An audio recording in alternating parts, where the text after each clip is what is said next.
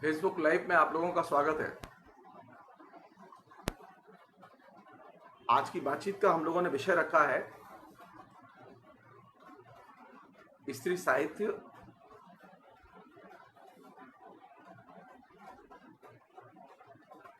स्त्रीवादी साहित्य और स्त्री चेतना। कल असल में जब हम लोग बातचीत कर रहे थे तो मैं सोच रहा था कि शायद वो सिलट जाएगा इतनी जल्दी, लेकिन वो हुआ नहीं। वो फासिज्म और मातृत्व परिवार के संबंधों पर ही बहुत अच्छा खासा समय उसमें चला गया।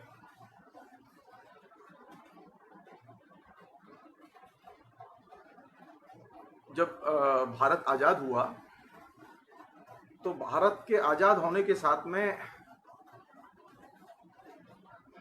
एक चीज और घटी, बड़ी दिलचस्प है ये चीज कि 1947 में देश आजाद हुआ और 1947 में ही एक पत्रिका है कल्याण, जिसका कि आप लोगों ने नाम सुना होगा। कल्याण पत्रिका के नारी अंक का आगमन होता है, विशेषांक निकालते हैं वो नारी के ऊपर, और ये विशेषांक कई मायने में बहुत महत्वपूर्ण है।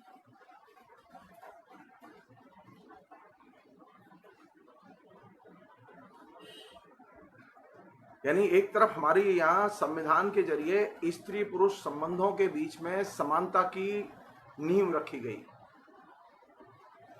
संविधान के जरिए ये वायदा किया गया कि भारत में स्त्री पुरुष समान होंगे। वहीं दूसरी तरफ संविधान की इस पूरी की पूरी समझ को ही रिजेक्ट करते हुए गीता प्रेस गोरखपुर से एक पत्रिका निकलती है कल्याण, उसने अपना नारी विशेषांक निकाला। और ये नारी विशेषांक एक तरह से भविष्य के लिए, भारतीय समाज के लिए, और भारतीय समाज की जो अंदर ये हिंदुत्ववादी ताकतें किस तरह से भारतीय समाज को समझती हैं, भारतीय समाज के बारे में और खासतौर पर स्त्रियों के बारे में सोचती हैं, इसे समझने के लिए कल्याण का वह नारी विशेषांक बहुत महत्वपूर्ण है। मैंने बहुत पहले अपनी पुस्तक में इसका विस्तार से जिक्र किया था और हवाला भी दिया था। और ये मुझे लगता है कि बहुत बड़ा एक पहलू है जिस पर कि हम सबको विचार करना चाहिए कि पहला प्रश्न तो यही है मेरे दिमाग में जो उठा है कि जब देश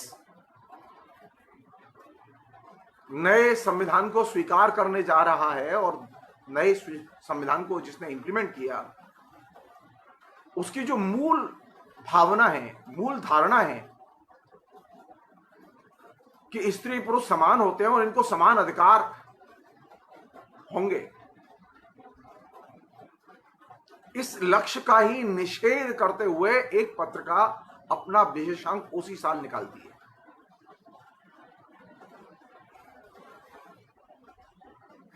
और दिलचस्प बात यह है कि हिंदी की पत्र पत्रिकाओं में उसका कोई विवेचन और विश्लेषण नहीं हुआ,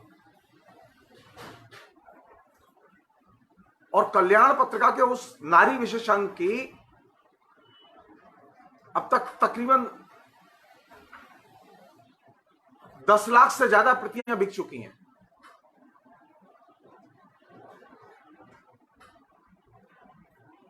अनेक एडिशन उसके निकले हैं, बहुत पॉपुलर वो अंक है अपने आप में। और यह समझने के लिए बहुत महत्वपूर्ण है वो कि ये जो रिएक्शनरी फोर्सेज हैं और खासतौर पर जो परंपरावादी, जो हिंदुत्ववादी ताकतें हैं, वे कैसे स्त्री को देखती हैं और स्त्री को रखना चाहती हैं, उसे समझने के लिए वह अंक बहुत महत्वपूर्ण है।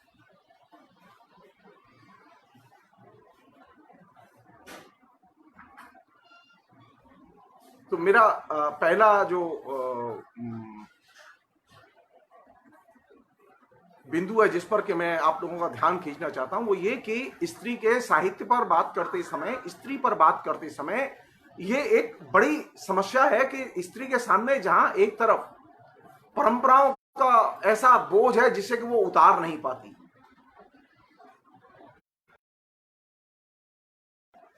समाज में राजनीतिक ताकतों का इतना बोझ है और इतना दबाव है कि वह उन्हें उतार नहीं पाती, उसके अपने निजी जीवन में इतनी चुनौतियां हैं जिनसे कि वह दिन रात काम करती है लेकिन उसको निजात नहीं मिलती।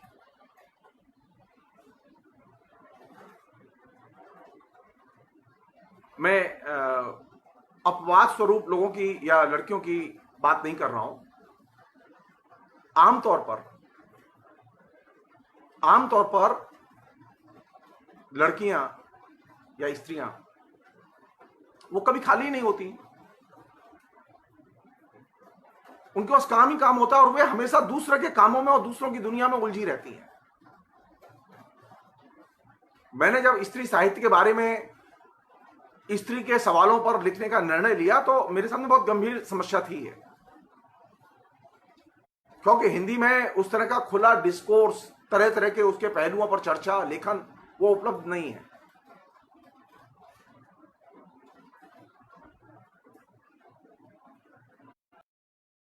एक साधारण सा नमूना यह है कि जैसा कि मैंने आपसे कहा कि हम लोग बातचीत करेंगे स्त्री साहित्य, स्त्रीवादी साहित्य और स्त्री चेतना के ऊपर।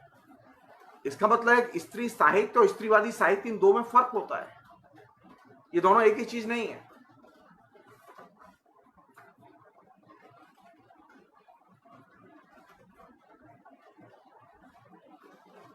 स्त्री साहित्य के लिए जो सबसे महत्वपूर्ण चीज है वो ये कि स्त्री साहित्य उसे कहते हैं, और क्यों मैं इस पर जोर दे रहा हूं कि स्त्री साहित्य, स्त्रीवादी साहित्य, इन पदबंधों को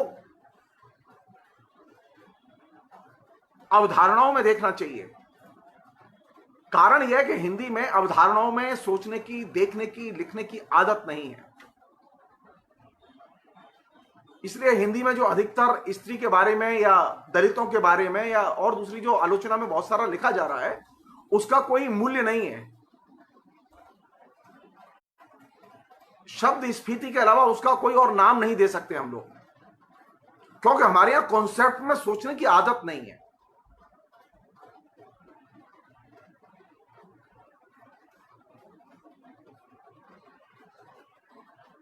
और जिस समाज में कॉन्सेप्ट में सोचने की आदत ना हो, जिस समाज के बुद्धिजीवियों में कॉन्सेप्ट में सोचने की आदत ना हो, उस समाज को बदलना बहुत मुश्किल होता है। उस समाज में विमर्श करना, संवाद करना, बहस चलाना, आइडियोलॉजिकल बहस चलाना बहुत मुश्किल होता है, क्योंकि अधिकतर लोगों की आदत ही नहीं है कि वो कॉन्सेप्ट में सोचें।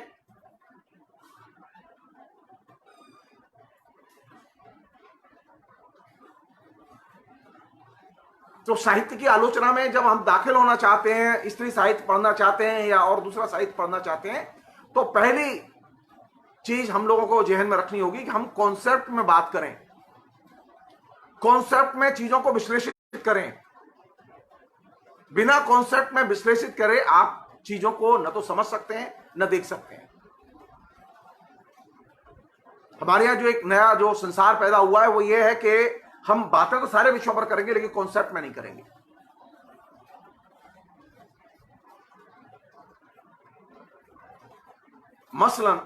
मसलन आप जो बहुत भयानक चीज है ये और बहुत पीड़ादायक है, जब आप एक स्त्री को स्त्री न कह के गृहिणी कहते हैं,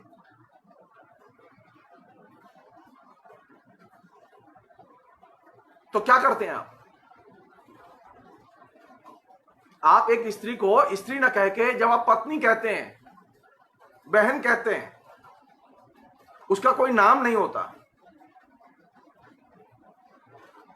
जब आप किसी भी स्त्री को गृहिणी, पत्नी, बहन, इन संबोधनों से आप प्रस्तुत करते हैं, उसका विश्लेषण करते हैं,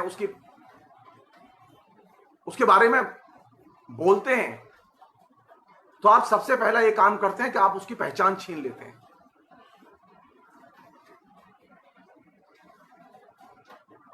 तो स्त्री साहित्य की सबसे बड़ी चुनौती यह है कि स्त्री को उसकी पहचान के स्त्री रूपों में देखा जाए।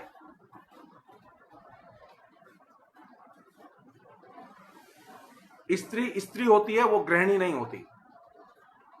स्त्री स्त्री होती है, वो पत्नी नहीं होती। स्त्री को स्त्री की तरह देखें। ये जो स्त्री को स्त्री की तरह ना देखना, उसे पत्नी की तरह देखना, उसको बहन की तरह देखना,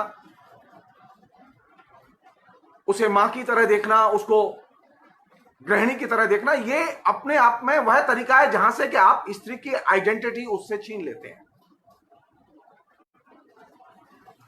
तो स्त्रीवादी दृष्टिकोण से विचार करने के लिए पहली जो सीढ़ी, स्त्री को स्त्री के रूप में जाने और माने और रिकॉग्नाइज करें,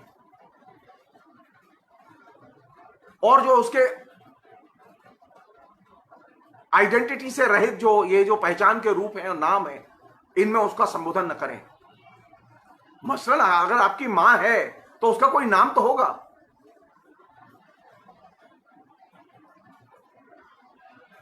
अगर आपकी पत्नी है तो उसका कोई नाम तो होगा।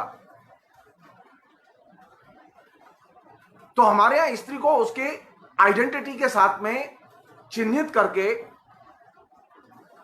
उसके पहचान के रूपों को स्थिर करके बात करने की आदत नहीं है।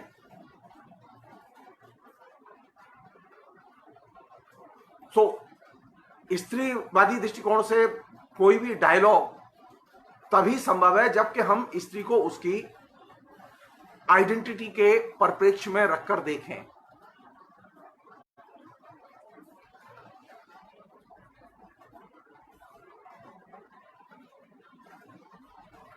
और ये जो अस्मिता रहित बनाने की जो कोशिश है औरत को,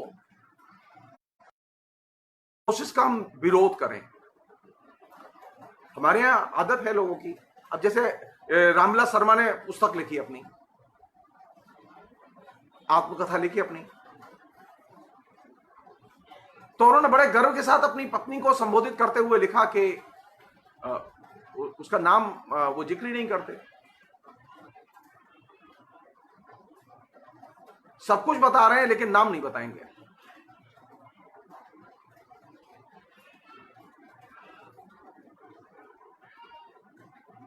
तो पहली लड़ाई है स्त्रीवादी दृष्टिकोण की कि स्त्री पर बात करते समय स्त्री को उसकी अस्मिता के साथ जोड़कर देखा जाए। स्त्री को उस रूप में न देखा जाए जिसहां से उसकी अस्मिता गायब हो जाती है। उसे अस्मिता रहित रूप में नहीं देखना चाहिए। गृहिणी की जो आइडेंटिटी है, ये स्त्री को अस्मिता रहित बनाने की आइडेंटिटी है। और जब स्त्री की पहचान ही नहीं होगी, उसकी सही नाम से पहचान ही नहीं होगी, रिकॉग्निशन ही नहीं होगी, तो उसके अधिकारों की रक्षा आप कैसे करेंगे? आप उसके अधिकारों की रक्षा नहीं कर सकते। फिर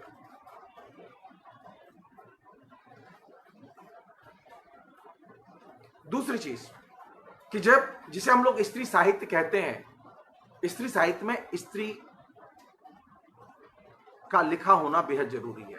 यानी लेखिका स्वयं स्त्री हो और वहां उसकी अनुभूति प्रमुख हो। जो स्त्री अनुभूति के आधार पर अपनी रचना लिखती है, वही स्त्री साहित्य की कोटि में रचना शामिल होती है।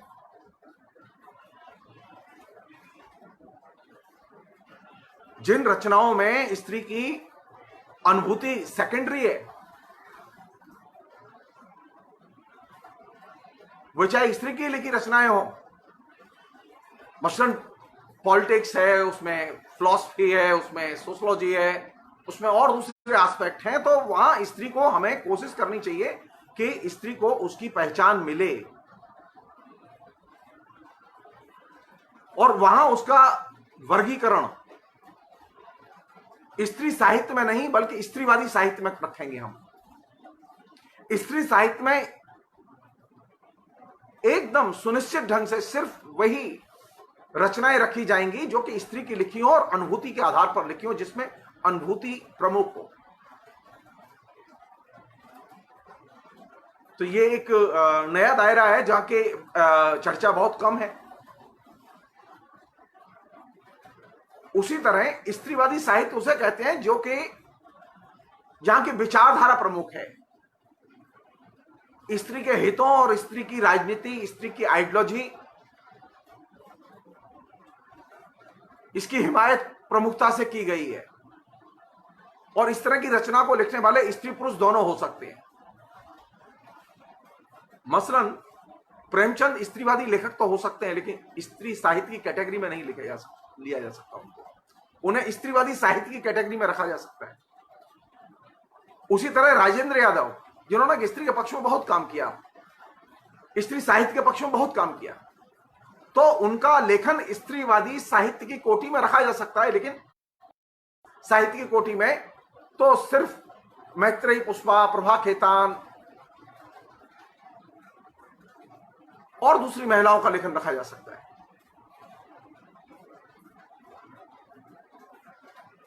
तो स्त्री साहित्य और स्त्रीवादी साहित्य ये दो अलग अलग कैटेगरी हैं, और इन दोनों कैटेगरी में साहित्य को रखते समय स्त्री के हित और उनके प्रति कमिटमेंट प्राथमिक शर्त है।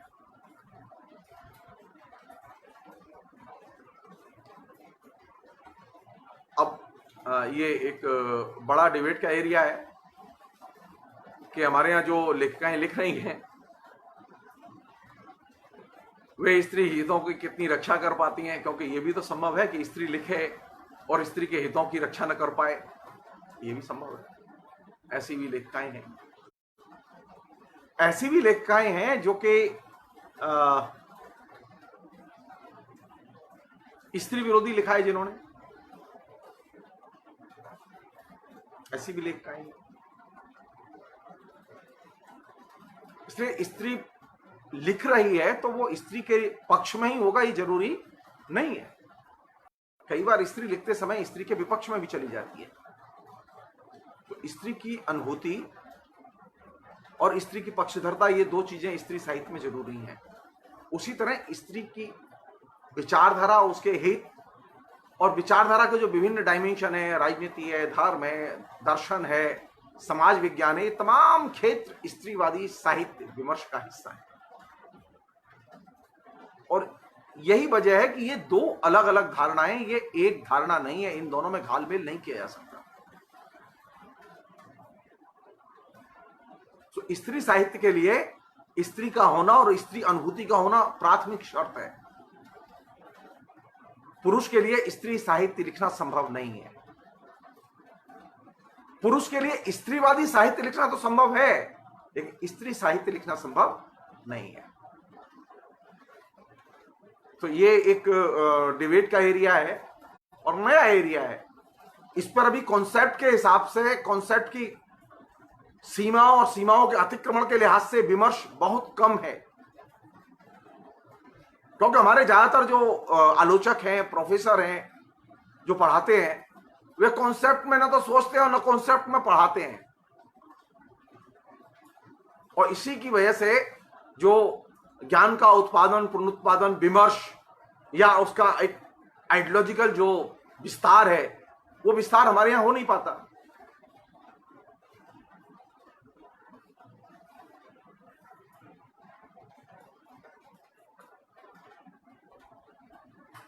एक और चीज जो कि ये जो स्त्रीवादी साहित्य है, इस स्त्रीवादी साहित्य का लिंग भेद के साथ में गहरा संबंध है। बिना लिंग भेद को समझे, बिना लिंग भेद की जटिलताओं को जाने, मसलन आजादी के पहले लिंग भेद का जो विमर्श है हिंदी में और भारत में, उस विमर्श का संदर्भ अलग है। और आजादी के बाद जो लिंग भेद है और लिंग भेद का विमर्श है, आजादी के बाद का, उसका संदर्भ अलग है। आजादी के पहले हमारे यहां जो लिंग भेद का संदर्भ है, जिसमें कि साहित्य लिखा गया, जिसमें महादेवी वर्मा है, उसमें सुभद्रा कुमारी चौहान है, उसमें और बहुत सारे होमवती देवी हैं, कमला चौधरी हैं, तमाम अनेक दर्जनों लेखिकाएं हैं। तो आजादी के पहले भारतीय जनमानस में, संस्कृति में, राजनीति में जो चीज चर्चा के केंद्र में, वो सबसे बड़ी चीज है, वो कौन सी? वो है स्त्री पुरुष के बीच में जो विषमतापूर्ण संबंध है, उन विषमतापूर्ण संबंधों की सबसे ज्यादा और सबसे बारीक रूप में चर्चाएं हुई हैं। यानी आजादी के पहले जो विमर्श का जो आधार है वो वैषम्य और वैषम्य मूलक जो चुनौतियां हुई, लेकिन आजादी के बाद जब हमें संविधान बना और संविधान में हमें समान अधिकार मिले और यह तय किया गया कि अब समानता अर्जित करना हमारा लक्ष्य है, तो स्त्री साहित्य का परिदृश्य और टारगेट बदल गया, लक्ष्य बदल गया। और अब स्त्री साहित्य का लक्ष्य और टारगेट है समानता और समानता संबंधी प्रश्न।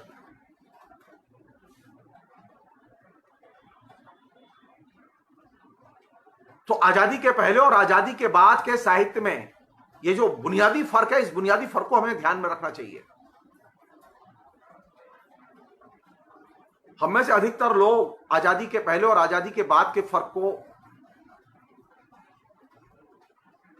या तो जानबूझ के अनदेखी करते हैं या फिर यह उसे समझने की कोशिश नहीं करते। मुझे लगता है कि ये फर्क जब हम समझेंगे और देखेंगे तो हमें चीजें ज्यादा बारीकी से समझ में आएंगी। एक अन्य पहलू है जिस पर के कायदे से सोचा जाना चाहिए, वो ये कि देखिए, स्त्री साहित्य के यानी स्त्री साहित्य या स्त्रीवादी साहित्य, इनमें तो किसी पर भी बात करते समय एक चीज बेहद जरूरी है, इन दोनों के बीच में कॉमन है। माने स्त्री पर जब भी बात की जाएगी तो पुरुष के बिना बात नहीं हो सकती। स्त्री साहित्य पर जब भी बात की जाएगी पुंसवाद के बिना बात नहीं हो सकती।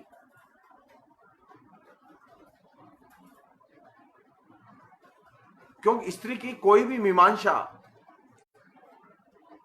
पुरुष के दृष्टिकोण की मीमांसा किए बिना संभव नहीं है। हम में से अधिकतर लोग जब स्त्री के बारे में बात करते हैं तो सीधे स्त्री के बारे में बात करते हैं, जो पुरुष का पहलू है उसकी अनदेखी करते हैं। नहीं, जब स्त्री साहित्य में बात होगी तो यह बात भी डिस्कस की जाएगी कि पुंसवादी साहित्य क्या होता है, साहित्य में पुंसवादी दृष्टि किसे कहते हैं। अभी तो ये विषय दाखिल ही नहीं हुआ हमारे यहां, साहित्य में पुंसवादी दृष्टि किसे कहते हैं। अभी तो साहित्य के दृष्टिकोण को ही हम ठीक से समझ नहीं पाए हैं। ये तो बहुत आगे की चीजें आ गई हैं और ये जबरदस्ती आ गई है साहित्य में, क्योंकि बहुत तेजी से स्त्रियों ने अपना विकास किया और स्त्री हमारी चर्चा के केंद्र में आई है। स्त्री का अधिकार हमारे चर्चा के केंद्र में आए हैं। तमाम किस्म की असुविधाओं बाधाओं के बावजूद स्त्री ने हमारे व्यापक क्षितिज को प्रभावित किया है मीडिया के जरिए, विज्ञापन के जरिए, और खासतौर पर विज्ञापन और टेलीविजन ने स्त्री को और स्त्री संबंधी प्रश्नों को उजागर करने में, स्त्री की आइडेंटिटी को और उससे जुड़े हुए सवालों को केंद्र में लाने में, या यह भी कह सकते हैं स्त्री ने अपनी ओर आकर्षित करने में इन दो माध्यमों के जरिए, यानी विज्ञापन और टेलीविजन, मास मीडिया, इनके जरिए स्त्री को बहुत बड़ी सफलता मिली है कि स्त्री चर्चा के केंद्र में आ गई। स्त्री के चर्चा के केंद्र में आने का एक कारण यह भी है कि विज्ञापन जब बनता है तो विज्ञापन स्त्री के बिना नहीं बनता।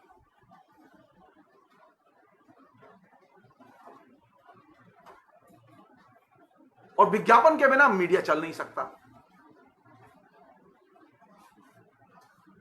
तो अभी हमारे जो दृश्य परिदृश्य है, उसका दृश्य का जो पूरा का पूरा परिदृश्य है, जिसे हम आंखों से रोज देखते हैं, टेलीविजन है, होर्डिंग है, पत्र पत्रिकाएं हैं, इनमें जो हम विज्ञापन देखते हैं वो विज्ञापन स्त्री के बिना नहीं होते। और ये एक ऐसी चीज है जिसने कि स्त्री की तरफ पूरे समाज को और सोचने पढ़ने वालों को ज्यादा तेजी से आकर्षित किया है कि वे स्त्री के ऊपर विचार करें।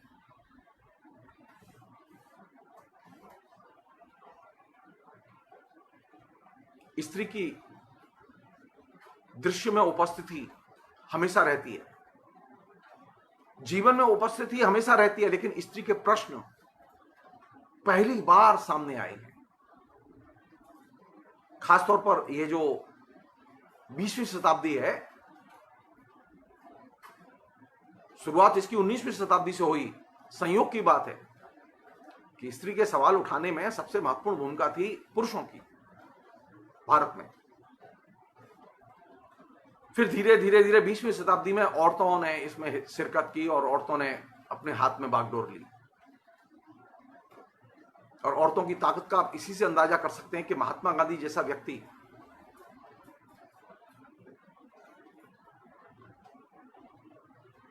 वो अगर कांग्रेस से कुछ दिन के लिए छुट्टी ले, काम छोड़ दे और कहे कि मैं अभी किसी और काम पर जा रहा हूं, कांग्रेस का काम देखो, तो बागडोर संभालने के लिए एक ही महिला होती थी, सब लोग जानते हैं उसे, सरोजिनी नायडू। फ्रीडम मूवमेंट के दौरान कांग्रेस के नेतृत्व में चले साम्राज्यवाद विरोधी आंदोलन में बड़े पैमाने पर औरतों की शिरकत और कांग्रेस की लीडरशिप में स्त्रियों की मौजूदगी, और वो भी महात्मा गांधी जैसे बड़े नेता के बराबर, ये साधारण चीज नहीं है।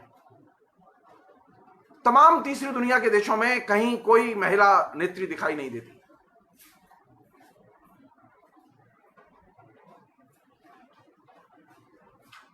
ये जो अभी हम लोग लगातार डिस्कस करते रहते हैं ना, पंचायतों में और दूसरे स्तर पर असेंबली में और अब लोकसभा में स्त्रियों का प्रतिनिधित्व होना चाहिए 33%, 50%, 40%, 60%, ये जो वगैरह जो स्त्री प्रतिनिधित्व की जो बात, यानी स्त्रियों के लिए कुछ सीटें रिजर्व की जाएं, इसकी बात सबसे पहले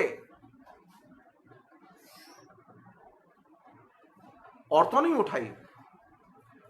सरोजिनी नायडू के नेतृत्व में पहली बार यह बात उठाई गई कि औरतों के लिए कॉन्स्टिट्यूएंसीज सुनिश्चित की जाए।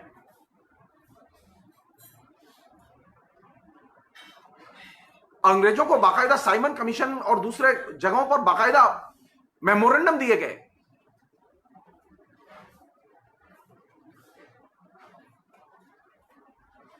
स्त्रियों को प्रतिनिधित्व ऐसा ही नहीं मिला।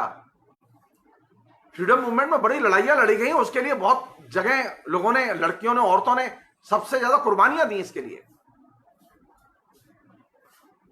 और जब कुर्बानी देके आपको स्वतंत्रता मिली और संविधान में समान दर्जा देने की बात दर्ज की गई,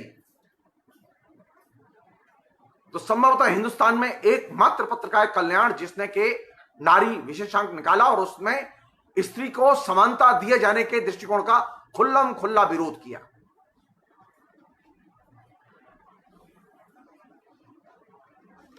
और वो अपने आप में बहुत बड़ी चीज थी और बहुत शर्मिंदगी की बात थी। ये कायदे से उसका स्वागत किया जाना चाहिए था। संविधान में स्त्रियों की मौजूदगी, संविधान सभा में स्त्रियों की मौजूदगी, संविधान में स्त्रियों को समान अधिकार दिए जाने वाली बात की उपस्थिति का दर्ज होना थी।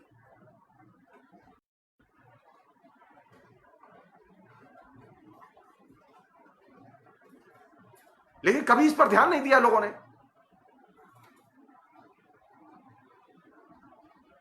उसे बहस के लायक नहीं समझा।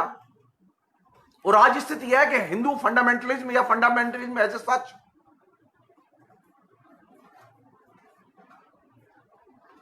आपके घर के अंदर तक दाखिल हो चुका है। किस तरह के लेख छपे उसमें? कौन है जो स्त्री चेतना का निर्धारण कर रहा है? आज सबसे ज्यादा स्त्रियां किस विचारधारा की ग्रिप में हैं, हम सब लोग जानते हैं। मैंने कल भी यह बात कही थी, आज मैं उसके आगे की बात कह रहा हूं। माओ कहते थे ना कि हमें यह जानना चाहिए आखिर विचार आते कहां से हैं। तो हमें उस स्रोत का तो पता करना पड़ेगा ना कि आखिर ये विचार आते कहां से हैं, जहां से कि स्त्री को मातहत बनाने और समानतावादी दृष्टिकोण का विरोध करने के लायक तैयार, मानसिक तौर पर तैयार करने में किन चीजों की भूमिका रही है। वे कौन राजनीतिक शक्तियां और राजनीतिक दृष्टिकोण हैं जो कि पिछले 70 साल में सक्रिय रहे हैं।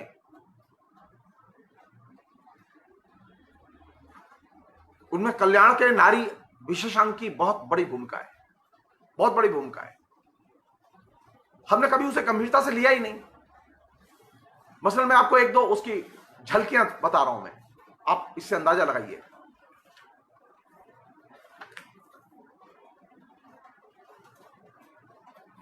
मानी कल्याण के इस नारी अंक के जो संपादकीय लिखा गया,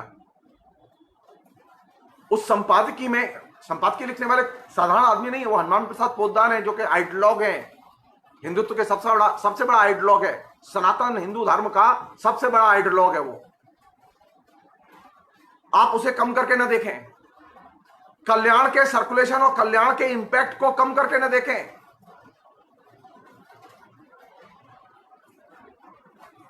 हिंदी में कोई पत्रिका उसके बराबर सर्कुलेट नहीं होती, कभी ध्यान ही नहीं देते हम लोग। यानी जिस साल भारत आजाद हुआ उसी साल कल्याण का नारी अंक निकलता है, और नारी अंक के संपादकीय में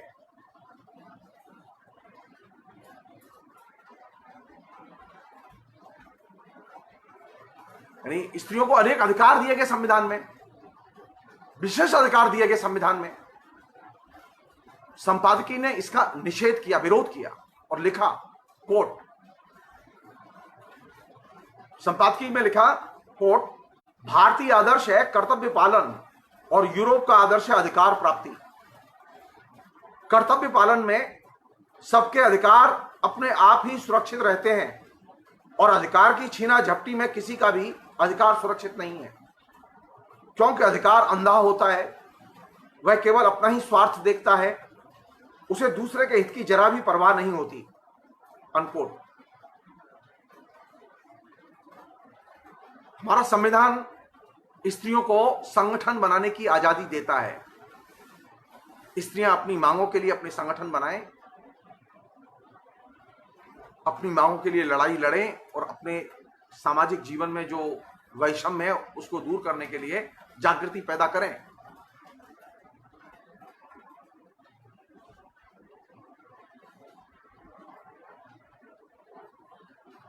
कल्याण में इसकी आलोचना की गई, और कैसे की आलोचना की गई संपादकीय में, फिर कोट, संपादकीय कहता है, कोट, कर्तव्य पालन से जो नारी घर की रानी बनती है, घर में सब पर शासन करती है, वही अधिकार की चिंता में पड़कर कर्तव्य शून्य हो आज राजमार्ग पर नारे लगाती फिरती है।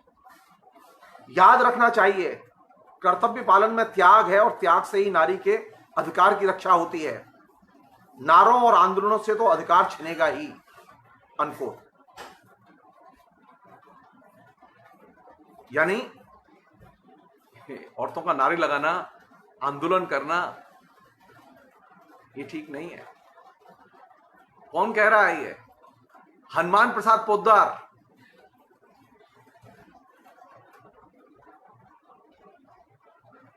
हिंदू धर्म की सबसे जनप्रिय पत्रिका कल्याण के संपादक,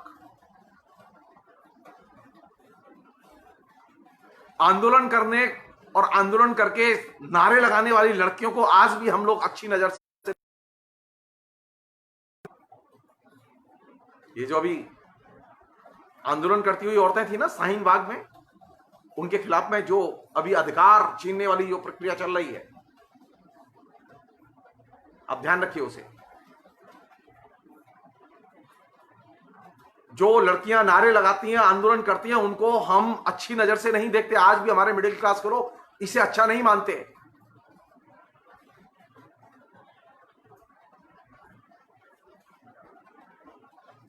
और ये मानते हैं कि ये जो लड़कियां हैं, ये जो आंदोलन कर रही हैं और ये जो नारे लगाती हैं, ये बिगड़ गई हैं।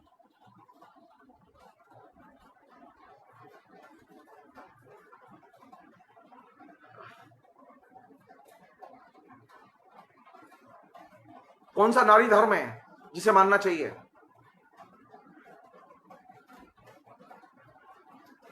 स्त्री को क्या करना चाहिए? अगर ये इन परंपरावादियों से पूछोगे तो उनके पास में एक लंबी फहरिस्त है स्त्री को क्या करना चाहिए उसकी।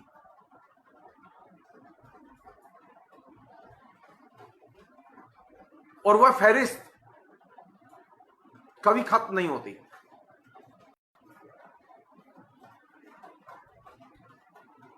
एक अच्छी लड़की कौन सी? एक अच्छी लड़की वह है जो आज्ञा पालन करे।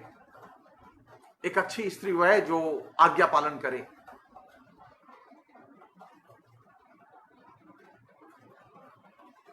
और ये जो लड़कियां अपने अधिकार की बात करती हैं, अपनी इच्छा की बात करती हैं, अपने मन की बात करती हैं, अपने मन के हिसाब से आती और जाती हैं और खाती और पीती हैं, घूमती हैं, पहनती हैं, ये अच्छी बात नहीं है। ये जो परंपरावादी लोग हैं, इन परंपरावादी लोगों का ये मानना है कि ये अच्छी लड़की नहीं है। ये पाश्चात्य जीवन दर्शन के प्रभाव में आ गई हैं और इनको इस पाश्चात्य जीवन प्रभाव से निकालने की बहुत जरूरत है।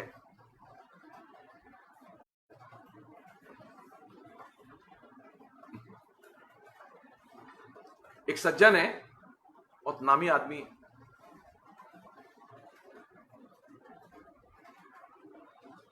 उनका नाम है, वो रामानुज संप्रदाय के आचार्य हैं जिनका नाम है भागवत आचार्य। उनका एक लेख है, उसमें लेख का शीर्षक है नारी जगत का आदर और अधिकार। और इस लेख में बहुत ही ब्लंटली, बहुत ही नेकेडली, एकदम नग्नतम रूप में स्त्री के अधिकारों पर एकदम हमला किया गया और स्त्री के अधिकारों को धर्म का विध्वंसक तक घोषित किया गया है। उन्होंने लिखा है, कोट,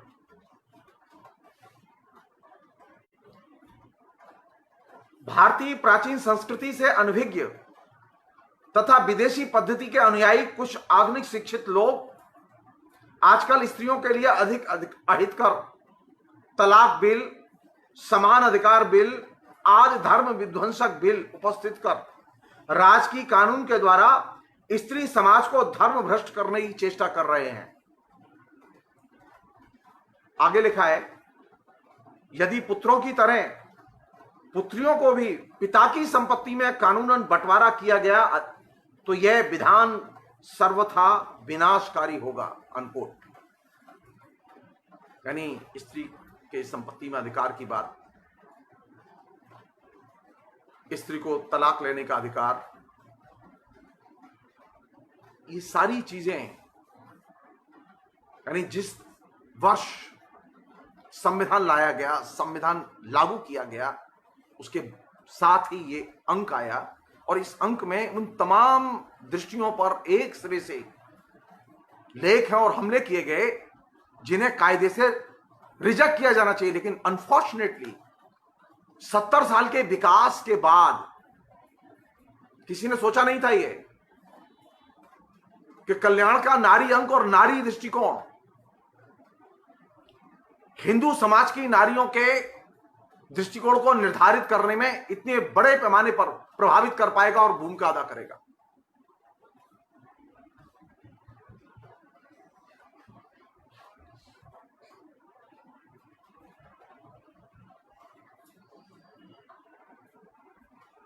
एक सज्जन है और जो बहुत ही नामी आदमी है, नाम है जयदयाल जी गोविंद का। जयदयाल जी गोविंद का की खूबी यह है कि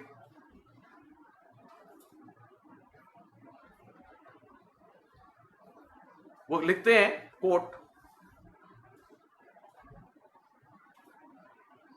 स्त्रियों की शिक्षा भी ऐसी होनी चाहिए जो उनके जीवन और आदर्श के अनुकूल हो तथा उनके कर्तव्य पालन में सहायक सिद्ध हो। पुरुषों के आदर्श के अनुसार स्त्रियों को भी उन्हीं सब विषयों की शिक्षा देना, उनके जीवन को बर्बाद करना, उन्हें हतो भ्रष्ट ततो भ्रष्ट करना है। वर्तमान शिक्षा पद्धति का उद्देश्य तो इस पद्धति को प्रचारित करने वाले पुरुषों के ही कथनानुसार भारतीय नवयुवकों को गुलाम बनाना, उनकी अपनी निजी संस्कृति, इतिहास पूर्व पुरुषों एवं धर्म के प्रति अनास्था उत्पन्न करना, उन्हें कहने मात्र को भारतीय किंतु हृदय से पाश्चात्य बना देना रहा है। और इसी पद्धति के अनुसार अपनी कन्याओं को भी शिक्षित कर हमने उनका ही नहीं अपितु साथ साथ अपने तथा अपनी भावी संतान के भी सर्वनाश का बीज बो दिया है। किंतु अब भी हम यदि चेत जाएं तो अपने सर्वनाश को बचा सकते हैं।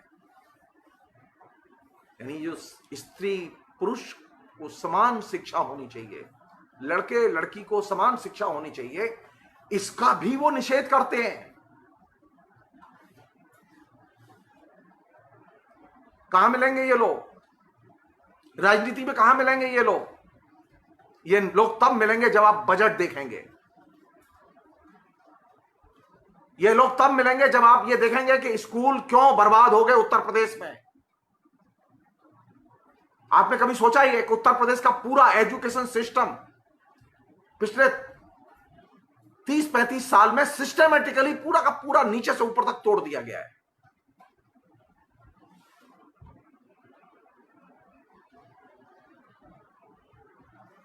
वहां कॉलेजों में पढ़ाई नहीं होती, वहां स्कूलों में पढ़ाई नहीं होती, वहां नीचे पढ़ाई नहीं होती, वहां फॉर्मल एजुकेशन एकदम तहस नहस कर दी गई और वो निजी क्षेत्र के हवाले। और कैसी शिक्षा है और कैसी व्यवस्था है, इसके बारे में बोलना एक तरह से शब्द विकार करना है।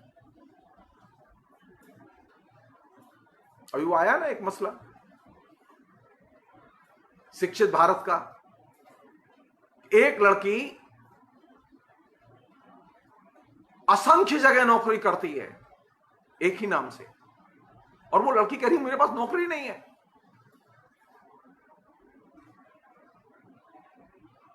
सरकार को भी मालूम नहीं है, सरकार के अधिकारियों को भी मालूम नहीं है। 25 जगह नौकरी करती थी वो लड़की, और वो लड़की एग्जिस्ट नहीं करती कहीं, उसके नाम से कहीं दूसरे लोग तनख्वाहें उठा रहे हैं। आप किसी भी शहर में जाइए उत्तर प्रदेश के,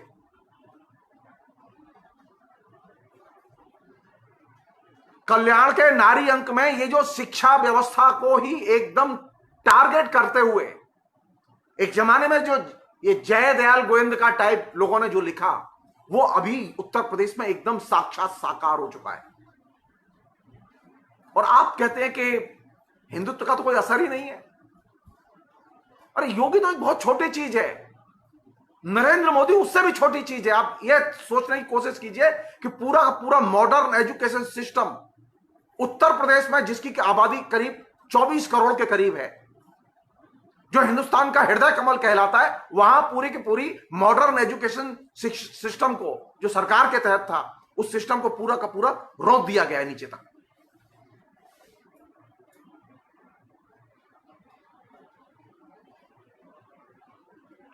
मीडिया में कोई बहस नहीं है, पत्रिकाओं में कोई बहस नहीं है, साहित्यकारों में कोई बहस नहीं है।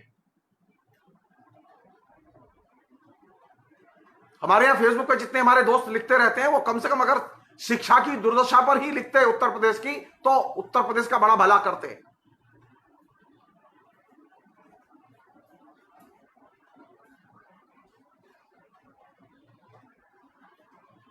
आप किसी भी जगह जाइए उत्तर प्रदेश में, सारे स्कूल कॉलेज एकदम जो किसी जमाने में बने थे, जो सरकार के पैसे से बने थे, निजी क्षेत्र के लोगों की मदद से बने थे, वे सारे के सारे स्कूल कॉलेज एकदम ध्वस्त हो चुके हैं। पूरा सिस्टम कोलैप्स कर चुका है। कैसी औरत बनेगी? जहां शिक्षा व्यवस्था ही नहीं होगी, वहां औरत कैसी बनेगी? और औरत के अंदर चेतना कैसी होगी? वही होगी जिसकी जयदयाल गोविंद का कल्पना कर रहे थे 1947 में।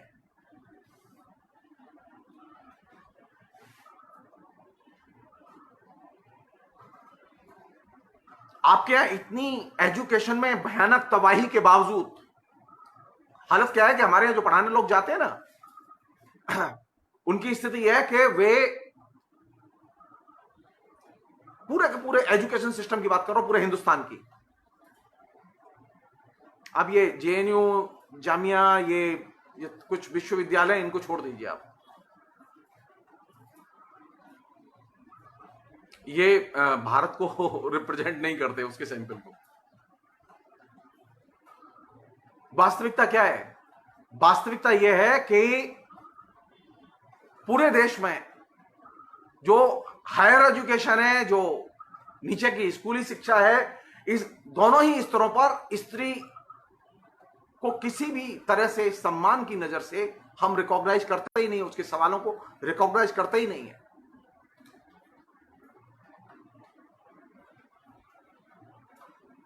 और तो छोड़ दीजिए, सुप्रीम कोर्ट में भी उसे रिकॉग्नाइज नहीं करते।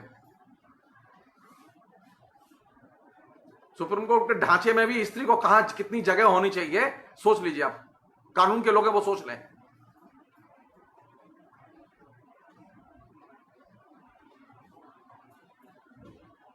तो हमारे यहां जो शिक्षक हैं, जो पढ़ाते हैं, उनका नजरिया एकदम मेल शोविनिस्ट होता है। वो पुंछवाई दृष्टि से देखते हैं, वो पुंछवाई दृष्टि से पढ़ाते हैं। वो कोई भी विषय दीजिए, वो पुंछवाई दृष्टि से पढ़ाएंगे। अधिकतर शिक्षक एकदम इलिटरेट ढंग से स्त्री के सवालों पर बात करते हैं, स्त्री के प्रश्नों पर बात करते हैं, स्त्री से बात करते हैं, तो वो लगता है एकदम वे समानतावादी दृष्टिकोण से बात करना ही नहीं जानते। मैंने 27 साल पढ़ाया है विश्वविद्यालय में, मैं अपने अनुभव से बता रहा हूं ये बात। जब 4 पुरुष शिक्षक बैठते हैं तो उनके बीच में स्त्री गॉसिप का विषय होती है।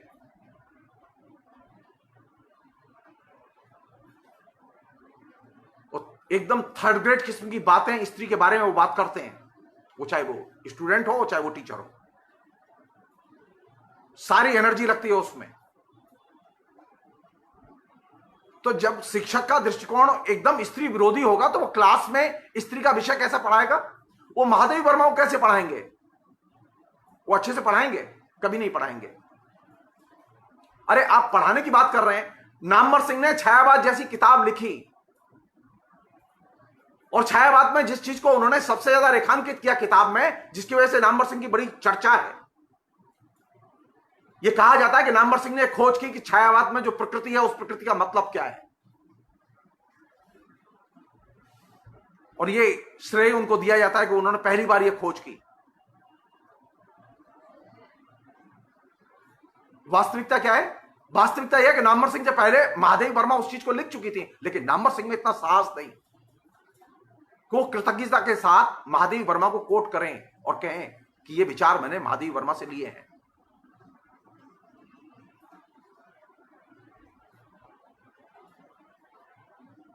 तो हमारे यहां तो मतलब जो परंपरा है वो इतनी भयानक है कि हम कुछ कह ही नहीं सकते।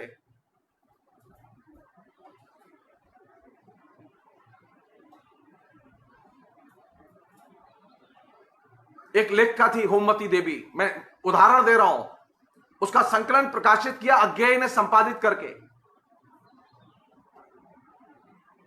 लेकिन कभी होमवती देवी पर लिखना जरूरी नहीं समझा।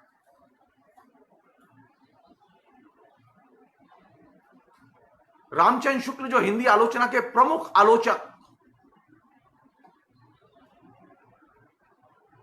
राजेंद्र बाला घोष जो हिंदी की पहली आधुनिक लेखिका जिससे हिंदी कहानी शुरू होती है, उसकी कहानी दुलाई वाली से, वो अपने हिंदी साहित्य के इतिहास और हिंदी आलोचना में 4 पंक्तियां नहीं लिखते उस महिला के बारे में, जबकि उस महिला के साथ उनके बहुत अच्छे सामाजिक पारिवारिक संबंध थे। उसकी किताब उन्होंने ही छापी थी। हमारे यहां तो परंपरा यह रही है कि हम ईमानदारी से स्त्री के साथ तो एकेडमिक्स में पेश ही नहीं आते।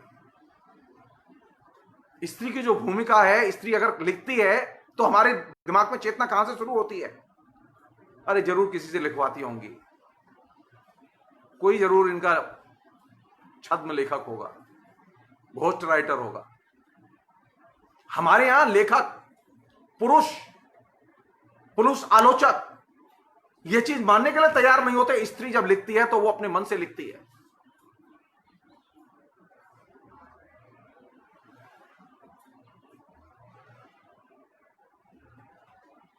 और ये एक जगह बीमारी नहीं है, ये सब जगह बीमारी है, राष्ट्रीय बीमारी यही है।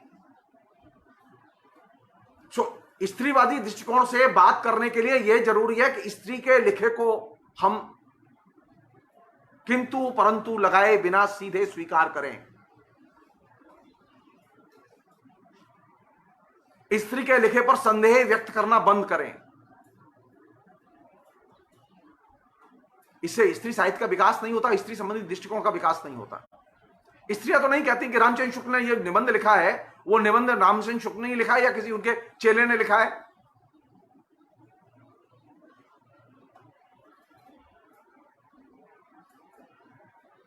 फिर ये स्त्रियों के बारे में ही ऐसा क्यों कहा जाता है?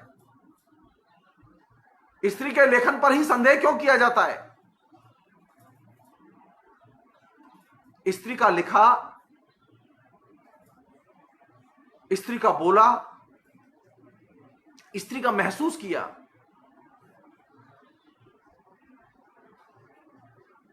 उसे हम वस्तुगत तौर पर मानने के लिए तैयार ही नहीं होते सहज रूप में। और इसका एक बड़ा कारण है कि हम स्त्री की अनुभूति को जानते ही नहीं है।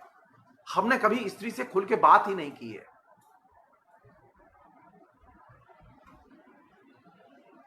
और हमारा जो समाज का जो ढांचा रहा है वो इतना भयानक है कि उसमें स्त्री के पास स्पेस नहीं है। एक लेखक थे, मतलब खेमचंद सुमन ने एक संकलन तैयार किया, और ये 1965-66 की बात है। ये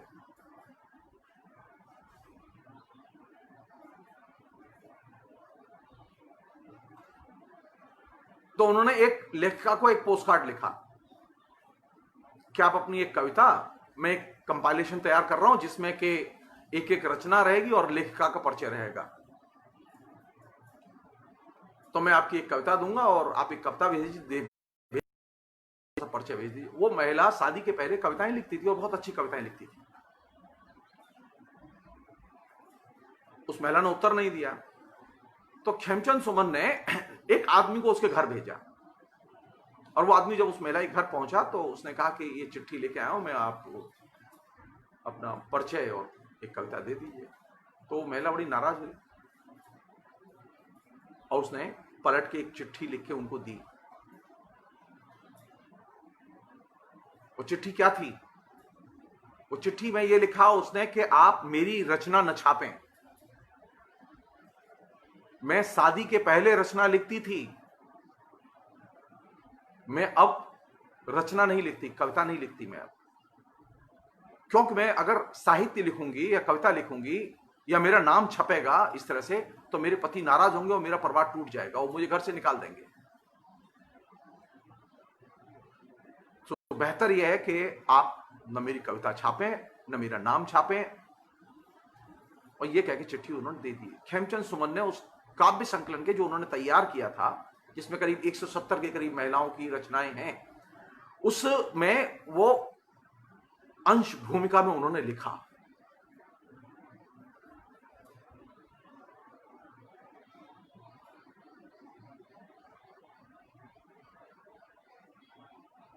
अब आप आइए इधर।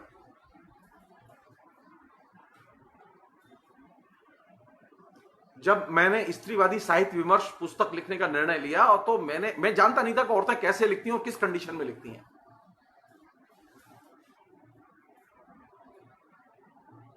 तो पुस्तक के सिनॉप्सिस बनाने के बाद में मैंने तय किया कि मैं कुछ बड़े प्रतिष्ठित लेखकों से भी मिलूंगा, आलोचकों से, और कुछ बड़ी लेखिकाओं से भी मिलूंगा, और ये जानने के लिए मिलूंगा कि आखिर वे लिखती कैसे हैं।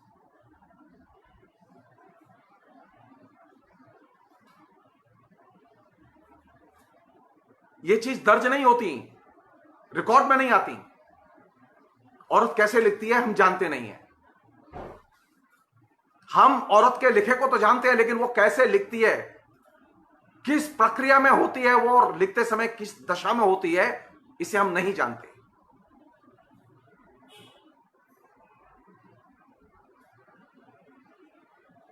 मैं नाम नहीं लूंगा। मैं एक लेखिका के घर पहुंचा, हौज खास। मैं दरवाजा खोला, अंदर गया मैं,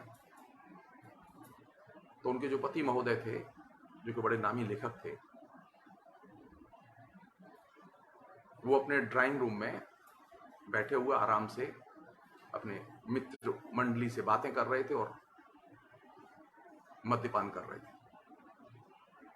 मैंने पूछा उनकी पत्नी के बारे में कि मैं उनसे मिलना चाहता हूं, तो बोले अंदर देख लो।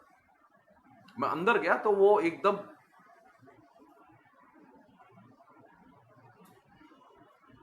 अर्ध बेहोशी की अवस्था में नीचे पड़ी हुई थी। मैंने किसी तरह से उनको उठाया, दवा दी, उनको सांस का दौरा पड़ा हुआ था और दवा दी। दवा लेने के बाद में उन्होंने थोड़ा सा राहत महसूस की। मैंने उनसे बात की। मेरे पास रिकॉर्डेड है इंटरव्यू, मैंने कभी छापा नहीं, क्योंकि वो दोनों बहुत प्रतिष्ठित, दोनों को आइडियल पति पत्नी के रूप में हम लोग जानते थे। हमें मालूम ही नहीं कि घर में अंदर क्या बिखर गया है। तो मैंने पूछा आपकी दशा ये तो अच्छी नहीं है। वो जानती थी मुझे, मैं जेएनयू पढ़ता था, मेरा थोड़ा बहुत परिचय था। साहित्य में मेरी कोई ज्यादा दिलचस्पी नहीं थी, साहित्य पढ़ता था लेकिन मैं साहित्यकारों से बहुत दूर रहता था, आज भी दूर रहता हूं। और मैं इस मामले में मुक्तियोद्ध के निर्देश का कायल हूं कि साहित्य की सेवा करने के लिए साहित्य से दूरी बहुत जरूरी है। तो मैंने कहा कि आप यहां बिल्कुल बेहोश अवस्था में पड़ी हुई हैं और वो बाहर ड्राइंग रूम में बैठे हुए हैं और वो मस्त बातें कर रहे हैं और दारू ले रहे हैं। तो बोले ये तो रोज की बात है जगदीश्वर।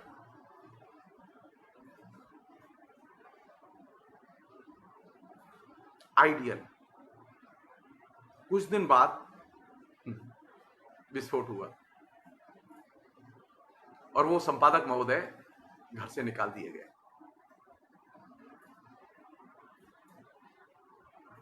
उन्होंने पूछा मुझसे कि मेरे साथ जब ये इस तरह का दुर्व्यवहार होता है तो अमूमन मैं दुखी होकर घर छोड़कर चली जाती हूं। तो उन्होंने कहा कि अच्छा ये बताओ कि फिर मेरे साथ ऐसा दुर्व्यवहार हुआ है तो मुझे क्या करना चाहिए। तो मैंने कहा कि आपको घर छोड़कर नहीं जाना चाहिए, जाएं तो ये जाएं, कमाए वो।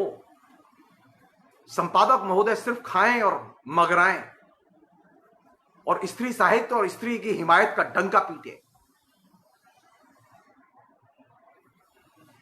और जो महिला पाल पोसकर लेखक को बड़ा करे, पैर पर खड़ा करे,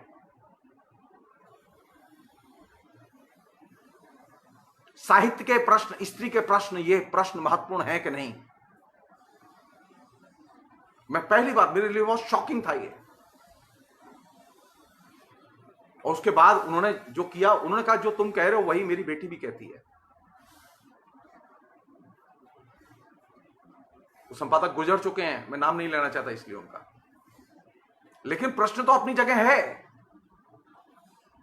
कि एक लेखक जब वो स्त्री साहित्य के विषय में और स्त्रियों के पक्ष में इतना लिखता है तो क्या वह स्त्री के साथ व्यवहार में वही आचरण करता है कि नहीं करता। वह समानतावादी दृष्टिकोण से आचरण करता है कि नहीं करता। स्त्री उसकी केयर करती है तो क्या वो पलट के स्त्री की भी केयर करता है कि नहीं करता। ये साहित्य के प्रश्न है कि नहीं है। ये भी साहित्य के प्रश्न है। अब मैं एक और महिला से मिला, बहुत प्रतिष्ठित महिला, बड़ी श्रद्धा करता हूं, मैं बहुत आदर करता हूं उनका, बहुत प्यार भी करता हूं। तो मैंने कहा कि आप इतनी उम्र के बाद साहित्य में क्यों दाखिल हुए। पहले मैंने उनके घर फोन किया तो उन्होंने कहा कि वहां नहीं, हंस के दफ्तर में मिलेंगे, घर पे नहीं आओ। तो मैं हंस के दफ्तर गया तो हंस के दफ्तर में वो थी, राजेंद्र यादव थे, मैं था। तो बातचीत हुई तो खाना वाना हम लोग खाए। तो मैंने कहा कि अब हम लोग बात करें। तो राजेंद्र यादव ने कहा मैं भी बैठूंगा बातचीत में। मैंने कहा नहीं, आप बैठेंगे नहीं, मैं सिर्फ स्त्री से बात करना चाहता हूं, मैं लेखिका से बात करना चाहता हूं। अब वो राजी नहीं। खैर उन्हें किसी तरह से विदा किया। तो आमने सामने लेखिका से बात हुई। लेखिका का पहला उपन्यास आ चुका था और बहुत चर्चा में था। तो मैंने पूछा, तो बोले कि अब मैं निकली हूं लिखने में। मैंने कहा इतनी देर क्यों लगी? तो बोले इसलिए लगी क्योंकि पति जो लिखना पढ़ना पसंद नहीं करते थे,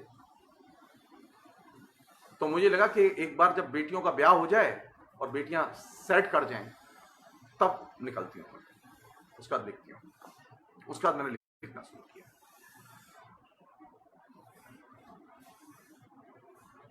अब मैं एक तीसरी लेखिका के पास गया जो बहुत बड़ी एंकर थी, टेलीविजन पे की बहुत बड़ी एंकर थी, बहुत नाम कमाया था उन्होंने। वो बंगाली मार्केट में रहती थी। उनके पति बहुत बड़े गवैया हैं, बहुत शानदार संगीत के आदमी हैं।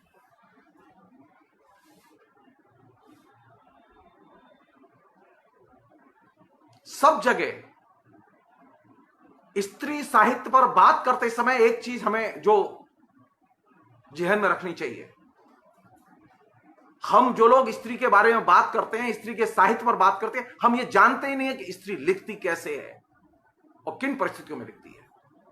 जो स्त्री ऊपर से खुशहाल दिखती है, जो स्त्री ऊपर से साधन संपन्न दिखती है, आप उसके अंदर झांक कर देखिए। अंदर झांक कर देखेंगे तो आपको एकदम दूसरी औरत नजर आएगी। पहली स्त्री जिसकी मैंने आपको कहानी सुनाई उसका नाम मन्नू भंडारी।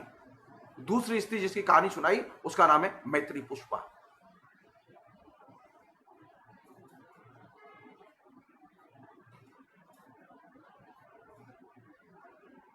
आधुनिक काल में अगर यह स्थिति है स्त्री की कि वह लिखने के पहले 6 बार सोचती है कि कहीं ऐसा तो नहीं परिवार टूट जाए। खेमचंद सुमन जिस घटना का जिक्र करते हैं वह घटना, जिस परिस्थिति का जिक्र करते हैं वह परिस्थितियां अभी हाल फिलहाल के वर्षों तक लेखिकाओं के जीवन में दिखाई देती रही हैं। और जो बात मैंने आपसे कही, प्रभा खेतान बहुत दुर्धर्ष, बहुत शानदार लिखती थी और खूब अच्छा लिखा उसने। लेकिन जब मैंने कलकत्ता ज्वाइन किया, नौकरी मैंने ज्वाइन की, तो मैं गया तो मैं देखा कि ज्यादातर लोग यही कहते थे कोई घोस्ट राइटर है। अब मेरी समझ में नहीं आया घोस्ट राइटर कैसे हो सकता है। वो अपने आप लिखती थी, लेकिन हम हजम करने के लिए तैयार नहीं कि वो पहले अपने आप लिखती है।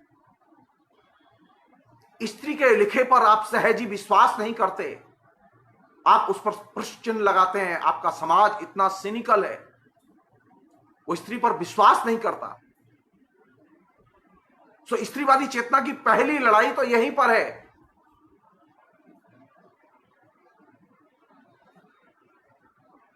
कि आप स्त्री के लिखे पर विश्वास करें, स्त्री जो कह रही है उस पर विश्वास करें और फिर बात शुरू करें। आप जितने भी तर्क वितर्क हैं सब शुरू करें, कोई दिक्कत नहीं। एक और चीज बता रहा हूं मैं आपको, बहुत ही इंटरेस्टिंग चीज है ये। बंगला में ये फीलिंग नहीं है कि नवनीता देवसेन का कोई घोस्ट राइटर होगा, महाश्वेता देवी का कोई घोस्ट राइटर होगा, लेकिन हिंदी में ये फीलिंग है। हिंदी में लेखकों में ये गॉसिप है। इसे कहते हैं पुंशवाद, स्त्री के लिखे को न मानना, स्त्री की स्वायत्तता को न मानना। और आखिरी चीज, और ये कह के मैं बात यही रोकूंगा, मैं वो ये कि स्त्री साहित्य का एक दायरा वह है जो कि वर्तमान की लेखिकाओं ने तैयार किया है। इसमें लेखिकाएं हैं, उसमें यंग हैं, बुजुर्ग हैं, विभिन्न रंगत की लेखिकाएं हैं।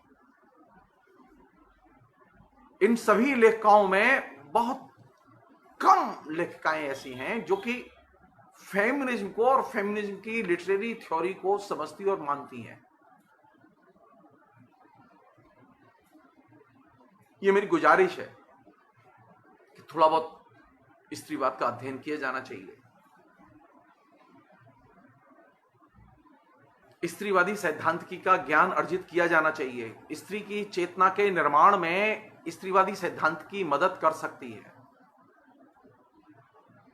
सिर्फ कलम का सिपाही होने से बात नहीं बनेगी, आपके पास में अपनी आइडियोलॉजी भी होनी चाहिए।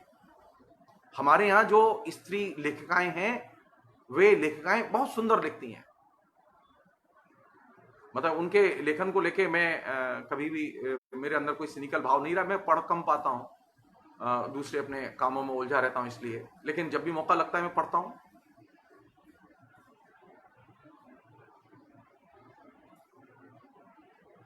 तो स्त्रियों पर बात करते समय, स्त्रियों के लिखे पर बात करते समय, पहली चीज विश्वास।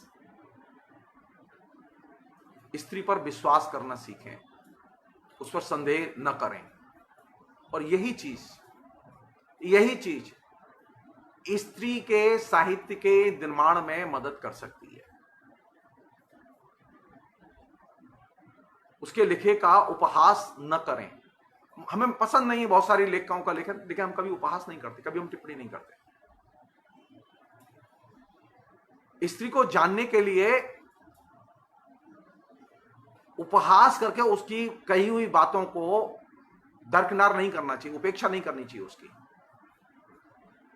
अगर आप उसके लिखे को न पढ़ सके न पढ़ें, लेकिन अगर पढ़ सके तो बहुत अच्छा है, उस पर बातचीत हो तो और भी अच्छा है।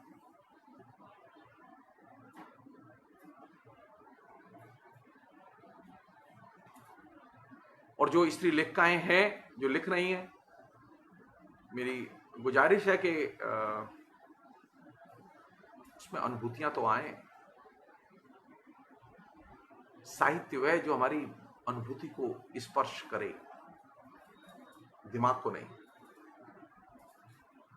मैं उपन्यास इसलिए पढ़ता हूं क्योंकि मुझे उसमें अपनी संवेदनाएं दिखाई दें, मेरी संवेदनाओं को वो एड्रेस करें। तो पहली चुनौती है, बड़ी चुनौती है ये कि अभी जो लिखा जा रहा है उसमें एक बड़ा साहित्य ऐसा है जो कि विचार से प्रेरित होकर लिखा जा रहा है।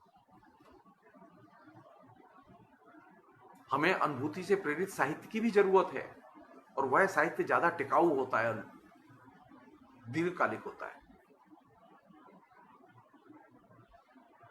मुझे तलाश है उस अनुभूति परक लेखन की, जिस अनुभूति परक लेखन ने महादेवी वर्मा को आइकॉन बना दिया।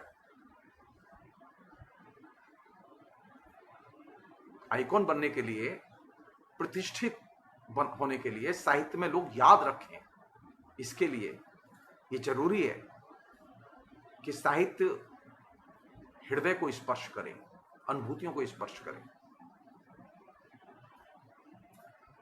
अभी जो स्त्रियां लिख रही हैं उनमें एक बड़ा हिस्सा है जो अनुभूति को स्पर्श नहीं करता,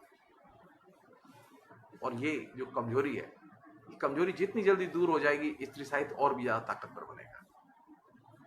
फिलहाल इतना ही। बहुत बहुत शुक्रिया। Thank you.